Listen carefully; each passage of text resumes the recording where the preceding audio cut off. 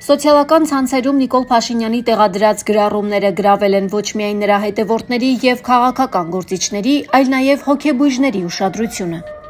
Հատկապես մտահոգիչ է համարվում տեսահոլովակները, որտեղ երկրի ղեկավարը իրեն տարօրինակ է պահում եւ գրեթե թմրած վիճակում լսում է տարբեր երգեր, այդ թվում Զենֆիրայի «Ներիր ինձ իմ սեր» երգը։ Բժշկական գիտությունների դոկտոր հոգեբույժ Կարեն Ներսիսյանի խոսքով վարչապետի վարքը կարող է համընկնել երկրորդ տիպի երկբևեռ անձնային խանգարման կլինիկական պատկերին։ Այդ իրավիճակը բնութագրվում է էմոցիոնալ տատանումներով, տրամադրության հանկարծակի փոփոխություններով եւ տագնապներով։ Սա խիստ բացասական է ազդում իրականությունը ճիշտ ընկալելու վրա եւ հանգեցնում այնպիսի վարքագծի, որը վտանգավոր է ինչպես սեփական անձի, այնպես էլ այլոց համար։ Հոգեբույժը կոչ է անում կազմակերպել Նիկոլ Փաշինյանի առողջական վիճակի անկախ բժշկական փորձաքննություն։ Քաղաքագետները Փաշինյանի վարքի այս վտանգավոր փոփոխությունների հիմնական պատճառ են համարում պետական մակարդակով քաղաքական խնդիրները, ինչպես նաև քաղաքացիական պայմանագիր կուսակցության ներսում կրիտիկական կետի հասած ներքին կոնֆլիկտները